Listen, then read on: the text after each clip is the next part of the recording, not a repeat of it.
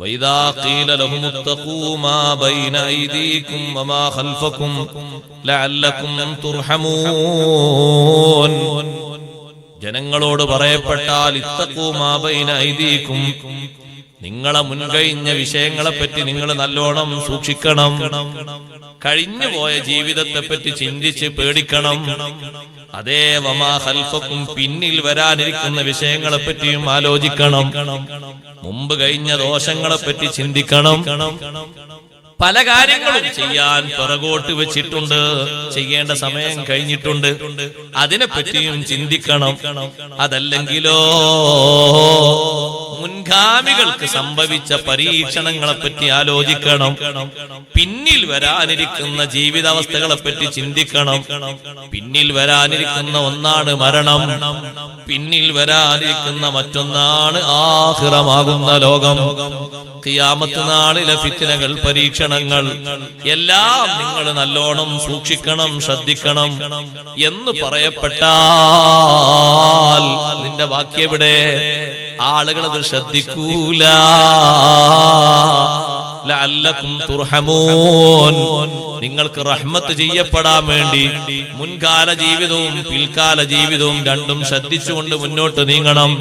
അല്ലാ, എനിക്ക് 40 വയസ്സായി, എന്താണ് ഞാൻ 15 മുതൽ 40 വരെ 25 കൊല്ലം ചെയ്തത്? എനിക്ക് കണക്കുകൂട്ടി പ്രതീക്ഷിക്കാൻ വകുപ്പുള്ളത് എന്താണ്? മനസ്സമാധാനത്തിന് എന്തെങ്കിലും ഒന്നുണ്ടോ? നല്ലോണം ആലോചിച്ച് ഒന്നും ഞാൻ നേടിയിട്ടില്ലേ? എന്താണ് എനിക്ക് പറയാനുള്ളത്? കൃത്യമായി മുക്കല്ലഫായതിനു ശേഷം ഒരൊറ്റ നിസ്കാരവും ഖളാ ആക്കാതെ നിസ്കരിച്ച കണക്കുണ്ടോ? ഒരൊറ്റ ദിവസവും ഹദ്ദാദ് വിടാതെ ചൊല്ലിയതുണ്ടോ? ഖുർആനിന്റെ ബന്ധം വിടാതെ സൂക്ഷിച്ചതുണ്ടോ? ജുമുഅ നഷ്ടപ്പെടുത്താതെ കൊണ്ട് നടന്നതുണ്ടോ? സുഹൃതങ്ങളെ പറ്റി ആലോചിക്കുമ്പോ പല കുറവും ഉണ്ടെങ്കിൽ 40-ന് ശേഷം അല്ലാഹ് തരുന്ന ജീവിതമില്ലേ, അങ്ങോട്ട് ഡെപ്പോസിറ്റ് വെക്കാനാണ്. യുവത്വ കാലത്ത് പലതും ചെയ്യാൻ കഴിഞ്ഞിട്ടില്ല, അതുകൊണ്ട് ഇനി അധ്വാനിച്ച് ചെയ്യട്ടെ. കൗമാര പ്രായം കഴിഞ്ഞു, യൗവനത്തിലേക്ക് പ്രവേശിച്ച കൂട്ടുകാരാ, കൂട്ടുകാരി, കൗമാരപ്രായത്തിൽ പലരും പല നന്മകളും ചെയ്തു വെക്കാറുണ്ട്, പക്ഷേ പലതിനും നമുക്ക് കഴിഞ്ഞിട്ടില്ല. അതുകൊണ്ട് യൗവനം മുതലാക്കണം. യൗവനത്തിൽ കഴിയാത്തവർ അതിന്റെ ടൈം കഴിഞ്ഞു പോയാൽ അടുത്ത പ്രായത്തിൽ അത് മുതലാക്കണം എന്ന് ജനങ്ങളോട് പറയപ്പെട്ടാൽ അഅറദൂ എന്നാണ് അതിന്റെ ജവാബ്. അവരത് നെവർ മൈൻഡ് ആക്കി തള്ളിക്കളയും, പരിഗണിക്കൂല. ആളുകൾ എന്താ ചിന്തിക്കാന്നറിയോ? ദുനിയാവിൽ എത്ര കാലമുണ്ട്, നന്നായി ജീവിക്കാൻ ഇനിയും എത്ര പ്രായമാകാനുണ്ട്, ഇനിയും എത്ര ടൈം വരാനുണ്ട്. ഞാനിപ്പോഴൊന്നും മരിക്കൂല, കാരണം എന്റെ വല്യുപ്പ മരിച്ചത് 80-ലാണ്. ബാപ്പാക്ക് ഇപ്പൊ വയസ്സോ, ബാപ്പാക്ക് വയസ്സ് കൂട്ടി നോക്കുമ്പോ 70-ഓ 69-ഓ ആയി. അപ്പൊ എനിക്കൊരു 60 കിട്ടുമെന്നാണ് ചിന്ത. പൂതി വെക്കണ്ട. വകം മിൻ ഫതൻ യുംസി വയുസ്ബിഹു ആമിനാ വഖദ് നൂസിജത് അക്ഫാനുഹു വഹുവ ലാ യദ്രി. എത്ര യുവാക്കളാണ്, യുവതികളാണ് യാതൊരു പ്രശ്നവുമില്ലാതെ പെട്ടെന്ന് മരണപ്പെട്ടു പോകുന്നത്. ആരോഗ്യത്തോടെ രാവും പകലുമായി നടക്കുന്ന നമ്മുടെ കഫം കൂടെ തുന്നിച്ചേർത്ത് നെയ്ത് കഴിഞ്ഞു. വകം മിൻ സ്വഹീഹിൻ മാത മിൻ ഗൈരി ഇല്ലതി വകം മിൻ അലീലിൻ നാശ ദഹ്റൻ ഇലാ ദഹ്രി. എത്ര രോഗികളാണ് 2 നേരവും 3 നേരവും 4 നേരവും മരുന്ന് കഴിച്ച് വർഷങ്ങൾ അങ്ങനെ താണ്ടി മുന്നോട്ട് പോകുന്നത്. എത്ര ആരോഗ്യവാന്മാരാണ് ഒരു അസുഖവും ബാധിക്കാതെ പെട്ടെന്ന് പിരിഞ്ഞു പോകുന്നത്. ചിന്തിക്കേണ്ടതാണ്. ജീവിതത്തെ വിലയിരുത്തണം. ഇത്തഖൂ മാ ബൈന ഐദീകും വമാ ഖൽഫകും. മുമ്പ് ഞാൻ എന്ത് ചെയ്തു, ശേഷം ഇനി എനിക്ക് എന്തെല്ലാം ചെയ്യാൻ പറ്റും, ആ ചിന്തയാ വേണ്ടത്. ഓരോരുത്തരുടെ മനസ്സിലും ആ ചിന്തയാണ് വേണ്ടത്. ഓരോ ടൈമും മുതലാക്കണം, ഒന്നും നഷ്ടമാക്കി കളയാൻ പാടില്ല. ജീവിതത്തിലെ സമയങ്ങളൊക്കെ ആഖിറത്തിലേക്ക് ലാഭകരമാകണം. അള്ളാഹു നമുക്ക് തൗഫീഖ് നൽകട്ടെ. 24 മണിക്കൂർ ഇങ്ങനെ നമ്മൾ വിലയിരുത്തുമ്പോൾ പടച്ചോനെ എന്ത് ചെയ്തു, എന്നെപ്പോലുള്ള പലരും എന്തെല്ലാം ചെയ്തിട്ടുണ്ടാകും, എനിക്ക് എത്ര ടൈം കിട്ടിയിട്ട് ഞാൻ എന്ത് ചെയ്തു എന്ന് വിലയിരുത്തി നോക്കുമ്പോൾ എന്നെപ്പോലെ ആരോഗ്യമുള്ള ആൾക്കാർ എന്തെല്ലാം ചെയ്തു. എന്നെക്കാൾ ആരോഗ്യം കുറഞ്ഞവരും എന്റെ അതേ പ്രായമുള്ള ആളുകളും ഇന്ന് 5 ജുസ് ഓതിയവരുണ്ട്. ഞാൻ എത്രയാ ഓതിയത് എന്ന് ചിന്തിക്കണം. ഇന്ന് പ്രത്യേകം വെള്ളിയാഴ്ച രാവാണ്. പകലിൽ തന്നെ പകലും രാവും, നാളത്തെ പകലും ഇന്നത്തെ രാവും കണക്കാക്കി ആയിരക്കണക്കിന് സ്വലാത്ത് ചൊല്ലുന്നവരുണ്ട്. ഓരോ വെള്ളിയാഴ്ച രാവും വരുമ്പോൾ മാറി മാറി നമ്മൾ ചിന്തിക്കേണ്ടതുണ്ട്. ഞാൻ എത്രയാ ചൊല്ലിയത്, എനിക്കെത്ര ചൊല്ലാൻ അല്ലാഹു തൗഫീഖ് തന്നിരുന്നു, പക്ഷേ ഞാൻ എന്തിനാ മുടക്കിയത്? ഖുർആന് ഖത്മ് തീർത്തോന്ന് ചോദിച്ചാൽ പലരും ചോദിക്കും. നമ്മളെ നാട്ടിൽ നിന്ന് പുതിയ ചോദ്യം, അതിന്റെ റമദാൻ മാസം വരണ്ടേ? ഖുർആൻ നിങ്ങളൊരു മാസത്തിൽ ഒരു ഖത്മൊക്കെ തീർക്കുമെന്ന് വെച്ചാൽ ആളുകൾ ചോദിക്കും, ഉസ്താദ് റമദാൻ അല്ലല്ലോ, ഇത് ജമാദുൽ അവ്വൽ മാസമല്ലേ, ജമാദുൽ ഊലല്ലേ? ഇനിയും കുറച്ച് മാസം കഴിഞ്ഞിട്ടല്ലേ റമദാൻ വരാനുള്ളത്. റമദാനിൽ മാത്രം ഒരു ഖത്മ അങ്ങനെ ഉണ്ടോ? അങ്ങനെ ആരാ പഠിപ്പിച്ചു? റമദാനിൽ ഖത്മിന്റെ എണ്ണം കൂട്ടണം എന്നാ. എല്ലാ മാസവും തീർക്കണം. 40 ദിവസം ഖത്മിനെ തൊട്ട് പിന്തിക്കുന്നത് കറാഹത്താണെന്ന് ഇമാം അഹ്ലി സുന്ന അഹ്മദ് ബിൻ ഹംബൽ റളിയല്ലാഹു തആല അൻഹു പഠിപ്പിച്ചത്. സഹോദരങ്ങളെ, സഹോദരിമാരെ, വർത്തമാന കാലഘട്ടത്തിൽ നോക്കുമ്പോൾ നമ്മോട് ചേർത്തി പറയേണ്ട ഒരു മസലയല്ല അത്, മുൻഗാമികളോട് ചേർത്തി പറയേണ്ടതാണ്. ഇപ്പൊ വീട്ടിലുള്ള ധാരാളം പണികളുണ്ട് എന്നാ സഹോദരിമാര് പറയുന്നത്. എന്താ പണി? പഴയ കാലത്തൊക്കെ വെള്ളം കോരാൻ തന്നെ വേണം 1 മണിക്കൂർ 2 മണിക്കൂറൊക്കെ.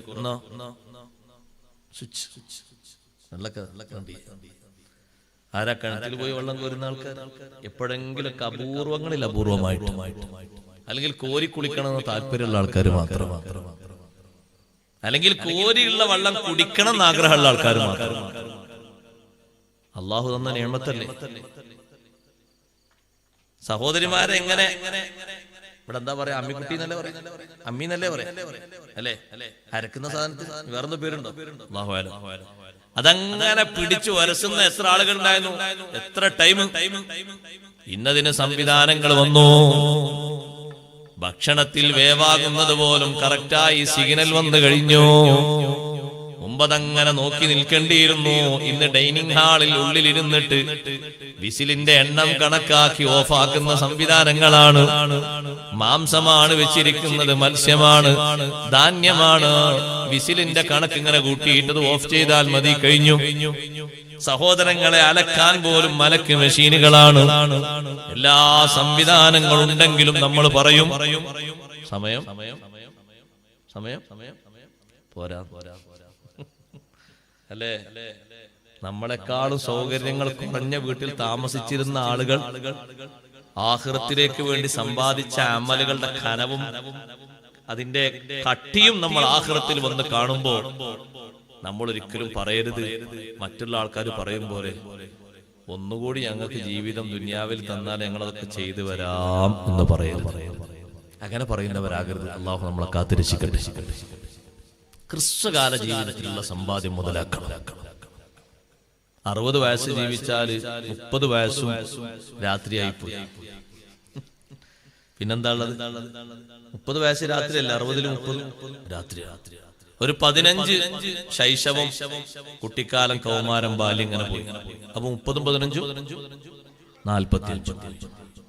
പിന്നെ ഒരു 10 എണ്ണം വിവാഹം, വിവാഹാനന്തരം, അങ്ങനെ ഒരു 10 എണ്ണം പോയി. എത്രയായി? 55. പിന്നെ എത്ര ബാക്കിയുള്ളത്? ഒരു 5. അത് ആകൂല, സുഖല്ല, ക്ഷീണാണ്, കിർച്ചാൻ കഴിയൂല, ഓതാൻ കഴിയൂല, ഭക്ഷണം കഴിക്കാൻ കഴിയൂല, ഓതാൻ കഴിയൂല, ഒക്കെ ബുദ്ധിമുട്ടാണ്. ഉറങ്ങാൻ കഴിയും, ഭക്ഷണം കഴിക്കാനും വെള്ളം കുടിക്കാനും കഴിഞ്ഞു. പിന്നെന്താ ഉണ്ടാകുക?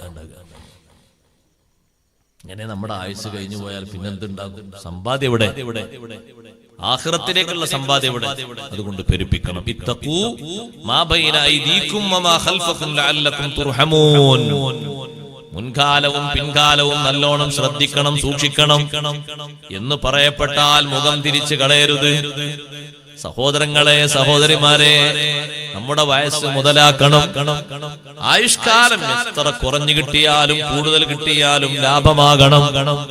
ഓരോന്നും ആഖിറത്തിലേക്ക് മുതലാകണം. അള്ളാഹു നമ്മുടെ ആയുസ്സിൽ ബറക്കത്ത് തരട്ടെ. എല്ലാ സമയങ്ങളിലും അള്ളാഹു ധാരാളം ബറക്കത്ത് തരട്ടെ. വമാ തഅതീഹിം മിൻ ആയത്തിൻ മിൻ ആയാതി റബ്ബിഹിം ഇല്ലാ കാനൂ അൻഹാ മുഅ്രിദീൻ. റബ്ബിന്റെ ദൃഷ്ടാന്തങ്ങളിൽ നിന്ന് ഏതൊരു ദൃഷ്ടാന്തം വന്നാലും വരുന്ന സമയത്ത് ആളുകൾ ഒന്നതിനെപ്പറ്റി ചർച്ചയുണ്ടാകും. കുറച്ച് ടൈം കഴിഞ്ഞാൽ പിന്നെ ആളുകൾ അവഗണനയോടെ തള്ളിക്കളയും. എത്ര ദൃഷ്ടാന്തങ്ങൾ ഭൂമി ലോകത്ത് വന്നു മനുഷ്യനെ പേടിപ്പിക്കുന്നത്. ലോകം മുഴുവനും നിശ്ചലമാക്കുന്ന രൂപത്തിൽ അള്ളാഹു ചെറിയൊരു വൈറസ് കൊണ്ട് മനുഷ്യരെ മുഴുവനും ഇരുത്തേണ്ടടുത്തിരുത്തിയില്ലേ സഹോദരങ്ങളെ? ഇന്നും അതിന്റെ ബാക്കി പത്രങ്ങൾ വായിച്ചുകൊണ്ടിരിക്കുകയല്ലേ? പക്ഷേ എന്നിട്ടും മനുഷ്യന് ചിന്തയുണ്ടോ, ബോധമുണ്ടോ? 5 വക്ത് ഖളാ ആകാതെ നിസ്കരിക്കണമെന്ന് ചിന്തയുണ്ടോ? അന്നത്തെ വിഷയങ്ങൾ അവലംബിച്ചിട്ട് ഇന്നും പലരും പറയും ജുമാക്ക് പോകാൻ പേടിയാണ്, രോഗാണ്, അതുകൊണ്ട് ജുമാക്ക് പോകാൻ പേടിയാണ്. ആ പേടിയാന്ന് പറയുന്ന ആള് കാണാം കല്യാണ സദസ്സിൽ തിരക്കുന്ന കാണാം. ചന്തയിൽ പോയാലും മാർക്കറ്റിൽ പോയി മാന്തുന്നത് കാണാം. എല്ലായിടത്തും തിരക്കുണ്ടാകും. വെള്ളിയാഴ്ച നമ്മളെ പള്ളിയിൽ പോയാലും പ്രശ്നം. ആൾക്കാർ സൊഫിലൊക്കെ നിൽക്കുന്ന കണ്ടില്ല, കബഡിക്ക് നിൽക്കുമ്പോൾ നിൽക്കുന്ന ആൾക്കാർ. എന്തിനായി ഗ്യാപ്പ് ഇട്ട് നിൽക്കുന്ന സൊഫില്? ഒരാൾ കാലം അങ്ങോട്ട് ചേരുമ്പോഴേക്ക് മറ്റാൾ കാല് മാറ്റും. പിന്നെ എന്താ നമ്മൾ ചെയ്യാൻ? ഒരാളിങ്ങനെ നിൽക്കുമ്പോൾ നമ്മൾ അടുത്ത് അയാൾ കാലം കൊട്ടു, പിന്നെ അയാളെ പിന്നാലെ അങ്ങനെ പോയാൽ നിസ്കാരം നടക്കും. കാലോട് ചേർത്തി വെക്കണ്ടേ? തറാസു ഒട്ടി നിൽക്കണം. ഒട്ടി കാലുമല്ല കൊറോണ ഒന്നായിട്ട് പിന്നെ കാലം ടെസ്റ്റ് ആവും. മൂക്കിൽ ടെസ്റ്റ് എന്തിനാ? കാലാ ടെസ്റ്റ് ചെയ്ത് കൊറോണക്ക് ആരാ പഠിപ്പിച്ച? കാലുമല്ല കൊറോണ. ഒട്ടിച്ചേർന്ന് നിൽക്കണം, അല്ലെങ്കിൽ മനസ്സാകെ ഭിന്നിച്ചു പോകും. നല്ലോണം ചേർന്ന് നിൽക്കണം. ചേർന്ന് നിന്നിട്ടില്ലെങ്കിൽ മനസ്സ് ഭിന്നിച്ചു പോകുമെന്ന് സയ്യിദുനാ റസൂലുള്ളാഹി. ആളുകൾക്ക് പേടിയാ. അപ്പൊ ഉസ്താദ് പറയും ഒന്ന് അടുത്ത് നിൽക്കി, സ്വഫന്ന് അടുത്ത് നിൽക്കി, ഒന്ന് ദ്വാരുന്നില്ല, അല്ലാഹ് റഹ്മത്ത് ചെയ്യട്ടെ. ആമീനും പറയും, ആരും അടുത്തുക്കൂല. ആമീനൊക്കെ പറയട്ടേന്ന് കേൾക്കുമ്പോഴേക്കും ആമീൻ പറയും, പക്ഷെ അടുത്തുക്കൂല. അതെ, ആമീനൊക്കെ വേണമെങ്കിൽ പറഞ്ഞു, പക്ഷെ അടുത്തുകിട കാര്യം പറയരുത്. എന്താ സഹോദരങ്ങൾ അടുത്ത് നിന്നാൽ എന്താ കുഴപ്പം? അങ്ങനെ അടുത്ത് നിൽക്കാതൊന്നും വരില്ലേ? ഈ കണ്ട ആൾക്കാർ ലോകത്ത് മുഴുവനും മരിച്ചത് സമ്പർക്കം കൊണ്ട് മാത്രമാണ് മരിച്ചത്. ആര് പറഞ്ഞു അങ്ങനെയാണ്? ഒരു സമ്പർക്കവും ഇല്ലാതെ മരിച്ച എത്ര ആൾക്കാരുണ്ട്? എത്ര റിപ്പോർട്ട് അങ്ങനെ ഒന്നും? ഒരു സമ്പർക്കമില്ല, ഒരു സമ്പർക്കമില്ല. പിന്നെ എന്തിനാ മരിച്ച്? മരിക്കണം എന്നുള്ള നിശ്ചയിച്ച് മരിച്ചു. സമ്പർക്കം ഉണ്ടായി രീതിയിൽ മരിക്കും. അങ്ങനെ മരിക്കാത്തൊരു അതൊക്കെ ഒരു നിമിത്തങ്ങളാണ്. സൂക്ഷിക്കേണ്ട സമയത്ത് സൂക്ഷിക്കണം. ഇപ്പോഴും ആ പേരും പറഞ്ഞിട്ട് അമലും അടക്കണം. എന്താ നിങ്ങൾ കടയടക്കാത്തത്? നിങ്ങൾ പള്ളിയിൽ പോകണില്ലേ? ശൃംഖലായ ആൾക്കാർ വെള്ളിയാഴ്ച പള്ളി പോകുന്നില്ലേ? അല്ല, പള്ളി പോണെന്ന് പത്രത്തിൽ റിപ്പോർട്ട് വന്നിട്ടില്ല, അതുകൊണ്ടാണ് കടയടക്കാത്തത്. ഈ പത്രത്തിൽ പ്രസ്താവന വരണം, അപ്പോ കടയടച്ച് നമ്മൾ പോകും. അല്ലാഹു മനുഷ്യന്റെ അവഗണനയാണ്. എത്ര ദൃഷ്ടാന്തങ്ങൾ വന്നാലും ഒരു ടൈമിൽ ഓർമ്മ ഉണ്ടാകും. എത്ര മരിച്ച മുഖങ്ങൾ കണ്ടിട്ടുണ്ട് നമ്മൾ. എത്ര ആളുകളുടെ ശരീരത്തിലേക്ക് മണ്ണ് വാരിയിട്ടിട്ടുണ്ട്. അല്ലാഹ് എന്ന ദൃഷ്ടാന്തമല്ലേ? എത്ര ആളുകൾക്ക് വേണ്ടി തസ്ബീഹ് ചൊല്ലിയിട്ടുണ്ട്, തൽഖീൻ ചൊല്ലിയിട്ടുണ്ട്. ബോധമുണ്ടോ സഹോദരങ്ങളെ, സഹോദരിമാരെ? മരിച്ച വീട്ടിലെ കരച്ചില് നിങ്ങളെ കരള് പിടിച്ച് കുലുക്കിയിട്ടില്ലേ? അയൽപക്കത്തെ കരിഞ്ഞുണങ്ങിയ മുഖങ്ങൾ കണ്ടിട്ട് നീരസം വന്നിട്ടില്ലേ? പക്ഷേ നന്നായിട്ടുണ്ടോ? മാറിയിട്ടുണ്ടോ? വമാ തഅതീഹിം മിൻ ആയത്തിൻ മിൻ ആയാതി റബ്ബിഹിം ഇല്ലാ കാനൂ അൻഹാ മുഅ്രിദീൻ. എത്ര ദൃഷ്ടാന്തങ്ങൾ വരിവരിയായി കൊടുത്താലും അവഗണിക്കുന്നു മനുഷ്യന്മാര്, തള്ളിക്കളയുന്നു മനുഷ്യന്മാര്, നെവർ മൈൻഡ് ആക്കി കളയുന്നു ആളുകള്. അതൊക്കെ കളവാക്കി പുച്ഛമാക്കി പരിഹാസ്യത്തിന്റെ രൂപത്തിൽ തള്ളുന്നു.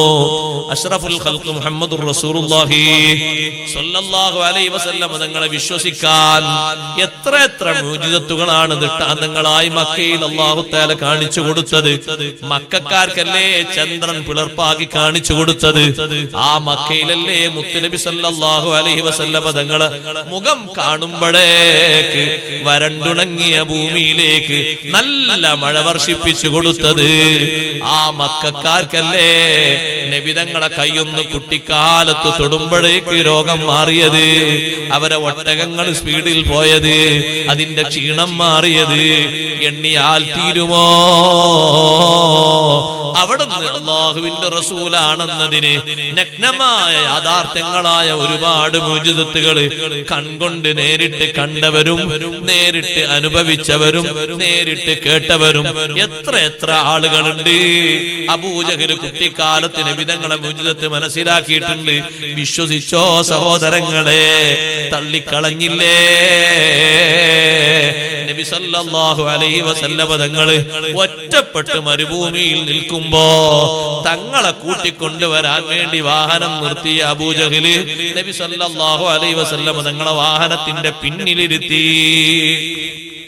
കൂട്ടത്തിലൊരു കാര്യം പറയട്ടെ, ഈ ബൈക്കിൽ മക്കളെ കൊണ്ടുപോകുന്ന ആൾക്കാർ ദയവായിട്ട് ചെറിയ കുട്ടികളെ പിന്നിരുത്തി കൊണ്ടുപോകരുത്. വാഹനം പിന്നിൽ ഓടിക്കുന്ന നമുക്ക് പേടിയാ കണ്ടിട്ട്. 3 വയസ്സായ കുട്ടികളോട് നല്ല പിടിച്ചിരുന്നോ, എന്നിട്ട് ഇവൻ മുന്നിൽ ഇരുന്നിട്ട് 80-ലും 90-ലും കുറച്ച് കഴിഞ്ഞ് നോക്കുമ്പോ കുട്ടിയും കാണുന്നില്ല, ചട്ടിയും കാണുന്നില്ല. എന്താ അതിനെ മുന്നിലിരുത്തി?